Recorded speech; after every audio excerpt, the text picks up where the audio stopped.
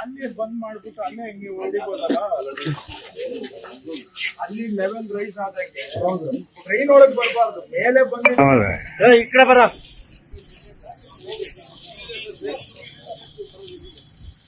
ಅದನ್ನ ಎಷ್ಟೇ ಹೊಡೆದ್ರೆ ಹೋಗುತ್ತೆ. ನಮ್ ಒಳ ಚರಂಡಿ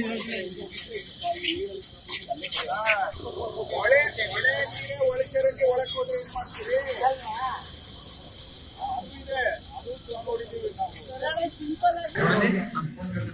ಇಲ್ಲಿ ಸೌಕರ್ಯ ಪರವಾಗಿಲ್ಲ.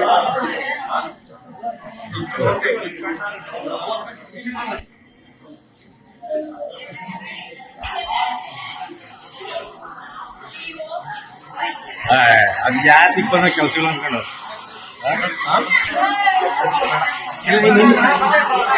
ನೀರು ಗುಡ್ತಾ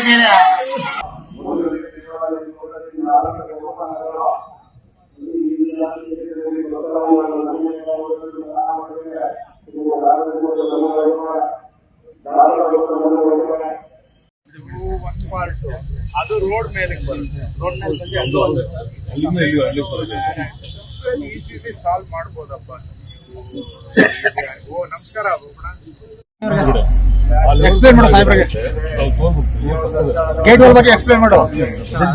ಫಸ್ಟ್ ನಿಲ್ಲಿಸಬೇಕಾಗಿತ್ತು, ಅಲ್ಲಿಂದಾನೆ ಬರೋದು. ರೋಡ್ ಕ್ರಾಸ್ ಆಗಿ ಬ್ರಿಡ್ಜ್ ಇದೆ ಸರ್, ಬ್ರಿಡ್ಜ್ ಲೆವೆಲ್ ಏನಾಗಿದೆ ಸರ್, ಇದು ರೋಡ್ ಲೆವೆಲ್ ಆಗೋಯ್ತು. ಇದು ವಾಟರ್ ಲೆವೆಲ್ ಏನಾಗಿದೆ, ಫೋರ್ಸ್ ಬಂದಾಗ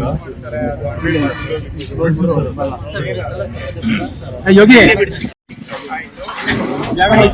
ಅದರಿಂದ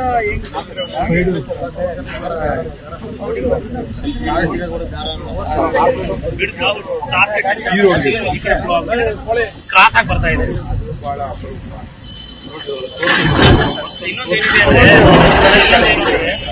ಬಿಡ್ದು ಕಟ್ಟಾಗ ಬಂದ್ಬರ್ತದೆ. ಮಳೆ ಬಂದ್ರೆ ನೋಡಿದ್ದೀನಿ ಬಿಡಿ, ಬರೋ ನೋಡಿದೆ.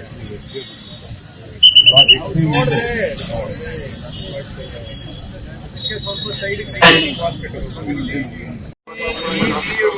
ಊರೊಳಕ್ಕೆ ಬರ್ದಂಗೆ ಅವು ಬರೋದು ಎಲ್ಲಿಂದ ಬರ್ತವೆ, ಭೂಮಿ ಮೇಲೆ ಬರ್ತವೆ, ಇಲ್ಲ ಟ್ರೈನ್ ಒಳಗಡೆ. ಆ ಟ್ರೈನ್ ನ ಕ್ಲೋಸ್ ಮಾಡ್ಬಿಟ್ಟು ಇಂಥ ಟೈಮ್ ಅಲ್ಲಿ ಇಲ್ಲಿ ಈಗ ಟ್ರೈನ್ ಹಿಂಗ್ ಬಂದಿದೆ, ಇದು ಹೊಳೆಯಿಂದ ಹಿಂಗ್ ವಾಪಸ್ ಬರ್ತದೆ, ಇಲ್ಲೊಂದು ಗೇಟ್ ಇಟ್ಟ, ಇಲ್ಲಿಂದ ಇದಕ್ಕೆ ಪಂಪ್ ಹೊಡೆದ್ರೆ ಮುಗೀತು. ಆಕ್ಚುಲಿ ಏನಾಗಿದೆ ಅದು ಡೆಪ್ತ್ ಕೆಳಗಿದೆ, ಇದಕ್ಕಿಂತ ಅದು ಡೌನ್ ಇದೆ. ಪಂಪಿಗೆ ಯಾವ್ರಿ 5 HP ಮೋಟರ್ ಇಕ್ಕಿದ್ರೆ ಊರಿಂದ ಬಂದಿದ್ ನೀರ್ನ 5 HP ಇಲ್ಲಿಂದ ಇಲ್ಲಿಗೆ ಹೊಡಿಬೇಕು. 5 ಅಡಿ ಗ್ಯಾಪ್, ಮಧ್ಯದಲ್ಲಿ ಗೇಟು, ಈ ಕಡೆ ಗೇಟ್ ಇಂದ ಆ ಕಡೆ ಗೇಟ್ ಹೊಡಿಬೇಕು. ಎಷ್ಟು ದೂರ ಇರುತ್ತೆ? 3 ಅಡಿ. ಅಷ್ಟ್ ಮಾಡಿದ್ರೆ ಮುಗೀತು. ಊರಿಂದ ಬರೋ ಇದಕ್ಕೆ ಮೋಟರ್ ಇಡಕ್ ಆಗಲ್ಲ. ಊರಿಂದ ಬರೋ ನೀರಿಗೆ ಮೋಟರ್ ಇಟ್ರೆ 5 HP ಎತ್ತು ಹೊಡೆದ್ರೆ ಹೊರಟೋಗ್ತದೆ. ಸೊ ಇಲ್ಲಿ ಈಗ ಇದು ಟ್ರೈನ್, ಇದು ಇಲ್ಲೊಂದು ವೆಟ್ವೆಲ್ ಸ್ವಲ್ಪ ಮಾಡ್ಕೊಳ್ಳೋದು ಟ್ರೈನ್ ಕೆಳಗೆ, ರೋಡು ಟ್ರೈನ್ ಸೇರಿಸಿ ಒಂದು ವೆಟ್ವೆಲ್ ಮಾಡಿ ಇಲ್ಲೊಂದು ಗೇಟ್ ಹಾಕೋಬೇಕು. ಈ ಟ್ರೈನ್ ಇಂದ ಈ ಕಡೆಗೆ ಹೊಡೆದ್ರೆ ಹೋಯ್ತದೆ. ಎಲ್ಲನ ಬರ್ಲಿರಿ, ಊರಿಗೆ ಎಲ್ಲಿ ಎಂಟ್ರ್ ಆಗುತ್ತೆ ಅಲ್ಲಿ ಗೇಟ್ ಇಡಬೇಕು. ಸಿಂಪಲ್. ನೀವೇನ್ ಮಾಡ್ತೀರಿ? ಸಿಂಪಲ್ ಮಾಡಕ್ಕೆ ಇವಾಗ ಇದಕ್ಕೊಂದು 200 ಕೋಟಿ ಎಸ್ಟಿಮೇಟ್ ಮಾಡ್ತೀರಿ ರಿಟೈನಿಂಗ್ ವಾಲ್. ಟ್ರೈನ್ ಒಳಗಡೆಯಿಂದ ನೀರು ಊರಕ್ಕೆ ವಾಪಸ್ ಬರ್ತದೆ. ತಡೆಗಟ್ಟೋದಕ್ಕೆ ಕೆಲವು ಪರಿಹಾರ ಕ್ರಮಗಳು ತಗೊಳ್ಳೋದಕ್ಕೆ ಹೇಳಿದ್ದೀನಿ. ಇಂಜಿನಿಯರಿಂಗ್ ವೈಸ್ ಇಂಜಿನಿಯರ್ ಅದನ್ನ ಸಾಧ್ಯ ಇದೆಯಾ ಅಂತ ನೋಡಕ್ಕೆ ಹಿರಿಯ ಮುಖಂಡರುಗಳು, ನಮ್ಮ ತಂದೆಯವರ ಆತ್ಮೀಯರಾಗಿರುತ್ತಾರೆ ಕೃಷ್ಣ ಬೈರೇಗೌಡ ಸಾಹೇಬರು ನಮ್ಮ ನಂಜನಗೂಡು ವಿಧಾನಸಭಾ ಕ್ಷೇತ್ರಕ್ಕೆ ಭೇಟಿ ನೀಡಿದರು. ಯಾವ ರೀತಿ ಕಳೆದ 2 ವಾರಗಳಿಂದ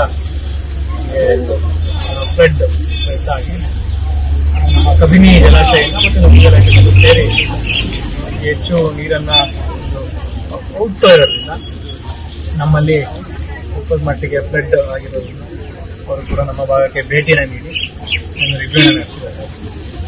ಇವತ್ತಿನ ದಿವಸ ನಮ್ಮ ತೋಪಿನ ಎಲ್ಲ ಬೀದಿಗಳಿಗೆ ಭೇಟಿ ನೀಡಿ, ಜೊತೆಗೆ ಕಾಳಜಿ ಕೇಂದ್ರಕ್ಕೆ ಕೂಡ ಭೇಟಿ ನೀಡಿ ನಮ್ಮ ವಿಧಾನಸಭಾ ಕ್ಷೇತ್ರ ನಮ್ಮ ಟೌನ್ ಭಾಗದ ಜನತೆಯ ಆರೋಗ್ಯವನ್ನು ಅವರಿರುವಂಥ ಸ್ಥಿತಿಯನ್ನು ಅವರು ನೋಡಿದ್ವಿ. ವಿಶೇಷವಾಗಿ ಇವತ್ತಿನ ದಿವಸ ನಾವು ಬರ್ತಾ ಇಲ್ಲಿ ನಮಗೆ ರೋಡ್ ಆಕ್ಸೆಸ್ ಕಟ್ ಆಗ್ತದೆ. ಮಲಂದ್ರೆ ಮಠದ ಹತ್ರ ಏನು ರೋಡ್ ಆಕ್ಸೆಸ್ ಕಟ್ ಆಗ್ತದೆ. ಆ ಭಾಗದಲ್ಲಿ ಕೂಡ ಸುಮಾರು ಹೊತ್ತು ನಿಂತು ಬಸ್ನೇ ನಾನು NHAI ಅವರು ಕೂಡ ಮಾತನಾಡಿದ್ರು. ಯಾವ ರೀತಿಯಾದಂತಹ ಒಂದು ಪರ್ಮನೆಂಟ್ ಸೊಲ್ಯೂಷನ್ ಸತತ ಪರಿಹಾರವನ್ನು ಕಲ್ಪಿಸಲಿಕ್ಕೆ ಸಾಧ್ಯ ಆಗ್ತದೋ ಅನ್ನೋದ್ರ ಬಗ್ಗೆ ಅವ್ರ ಜೊತೆ ಚರ್ಚೆನ ಮಾಡಿ ಅತಿ ಶೀಘ್ರದಲ್ಲೇ ನಮ್ಗೆ ಒಳ್ಳೆ ಕಾಮಗಾರಿಯನ್ನು ಮಾಡ್ಕೊಡ್ತೀವಿ ಅಂತ ಹೇಳಿದ್ದಾರೆ. ವಿಶೇಷವಾಗಿ ನಮಗೆ ಅದು ಮೇನ್ ಆಕ್ಸೆಸ್ ಅಲ್ಲೇ ಕಟ್ಟಾಗ ಅದನ್ನು ಗಮನಿಸಿ ಅವ್ರ NHAI ಅವ್ರ ಹತ್ರ ಮಾತಾಡ್ತೀನಿ. ಅದ್ರ ಜೊತೆಗೆ ನಮ್ಮ ಟೌನ್ ಭಾಗದಲ್ಲಿ ಈಗ ಹೊಳೆ ಹರಿತದೆ ದೇವಸ್ಥಾನ, ಆ ಹೊಳೆ ಕೂಡ ನಮಗೆ ಹೆಚ್ಚು ಕ್ಯೂಸೆಕ್ಸ್ ನೀರು ಬಿಟ್ಟಾಗ್ತದೆ, ಬ್ಯಾಕ್ ಫ್ಲೋ ಆಗ್ತದೆ. ಅದರಿಂದ ಅದನ್ನ ಯಾವ ರೀತಿ ತಡೆಗಟ್ಟಲು ಅನ್ನೋದ್ರ ಬಗ್ಗೆ ನಮ್ಮ CMC ಕಮಿಷನರ್ ಅವರು ಈಗ ಕೂಡ ಮಾತನಾಡಿದ್ದಾರೆ. ಜೊತೆಗೆ ನಾವು ಅಂದ್ಕೊಂಡಿದ್ದೀವಿ ಇಲ್ಲೂ ಕೂಡ ಅದೇ ಸಮಸ್ಯೆ, ಡ್ರೈನ್ ವಾಟರ್ ಬ್ಯಾಕ್ ಮತ್ತು ಯಾವ ರೀತಿ ತಡೆಗಟ್ಟಲು ಅನ್ನೋದ್ರ ಬಗ್ಗೆ ಚರ್ಚೆನ ಮಾಡಿ ನಮ್ಮ CMC ಕಮಿಷನರ್ ಅವ್ರಿಗೂ ಮತ್ತು ಅಧಿಕಾರಿ ಸಿಬ್ಬಂದಿ ಸೂಚನೆಗಳನ್ನು ನೀಡಿದ್ದಾರೆ. ಅದನ್ನು ಅವರು 3 ದಿನಗಳಲ್ಲಿ ಪಾಲಿಸಿದ್ರು. ಇಂಥ ಘಟನೆಗಳು ಆಗದಿರೋ ರೀತಿ ಅವರು ಕ್ರಮವನ್ನು ತಗೋಬೇಕು. ನಾನು ಕೂಡ ಅವರು ಸೂಚನೆ ನೀಡಿದ್ದೆ. ಇನ್ನು ಇವತ್ತಿನ ದಿವಸ ಅವರು ಬಂದು ನಮ್ಮ ಕ್ಷೇತ್ರದಲ್ಲಿ ರಿವ್ಯೂವನ್ನು ಮಾಡಿ ನಮಗೆ ಹಲವಾರು ಮಾರ್ಗದರ್ಶನವನ್ನು ನೀಡಿದ್ದಾರೆ. ಅದರಂತೆ ನಾವು ಕೂಡ ಪಾಲಿಸಿಕೊಂಡು ಯಾವುದೇ ರೀತಿಯ ಇಂಥ ಘಟನೆಗಳು ನಡೆದಿರೋ ರೀತಿ ನಾವು ಕ್ರಮವನ್ನು ತಗೊಳ್ಳಿಕ್ಕೆ ಪ್ರಾಮಾಣಿಕ ಪ್ರಯತ್ನ ಮಾಡ್ತೀವಿ. ಹಾಗೆ ಇವತ್ತು ಮನೆ ಮುಖ್ಯಮಂತ್ರಿಗಳು ಸಿದ್ದರಾಮಯ್ಯ ಸಾಹೇಬ್ ಅವರು ಭೇಟಿ ನೀಡಿದ್ದಾರೆ. ನಾಳೆಗೆ ಪೋಸ್ಟ್ಪೋನ್, ನಾಳೆ ಬೆಳಿಗ್ಗೆ 9 ಗಂಟೆಗೆ ಅವರು ವರದಿಯನ್ನು ತಗೊಂಡು ತಿಳಿಸಿದ್ದಾರೆ. ನಾಳೆ ದಿವಸ ಕೂಡ ಮುಖ್ಯಮಂತ್ರಿಗಳು ಅವರು